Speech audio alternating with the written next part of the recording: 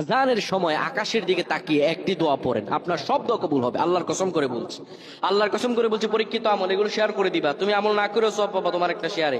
এটি যদি শুনে অন্য কেউ আমল করে তুমি আর সওয়াব পেয়ে যাবা। আজানের সময় যখন আজান হয় তখন আমরা কথাবার্তা বলি, এগুলো অনুচিত।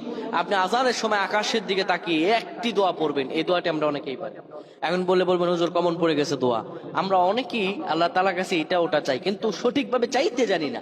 সঠিকভাবে কোনো ব্যক্তি যদি চায় আমার আল্লাহ তাকে দয়া করবেন। আল্লাহ বলেন, বান্দা উদউনি আস্তাজিব লাকুম, আমার কাছে চাও আমি আল্লাহ সব দিয়ে দিব। সুবহানাল্লাহ। যখন আপনার আজান হয়, আজানের সময় আপনি আসমানের দিকে তাকান, তাকিয়ে আপনি বলুন, পড়তে থাকেন, আল্লাহুম্মা আনতা রাব্বি লা ইলাহা ইল্লা আনতা খলাকতানি ওয়া আনা আবদুকা ওয়া আনা আলা আহদিকা ওয়া ওয়া'দিকা মাসতাতা'তু আউযু বিকা মিন শাররি মা সানা'তু আবু'ু লাকা বিনি'মাতিকা আলাইয়া ওয়া আবু'ু বিযানবি ফাগফির লি ফাইন্নাহু লা ইয়াগফিরুয যুনুবা ইল্লা আনতা। এই সাইয়্যিদুল ইস্তিগফার আপনি পড়েন, ইনশাআল্লাহ আল্লাহ সব দোয়া কবুল করে আপনাকে কবুল আর মঞ্জুর করে নেবেন। পড়েন আল্লাহু আকবার।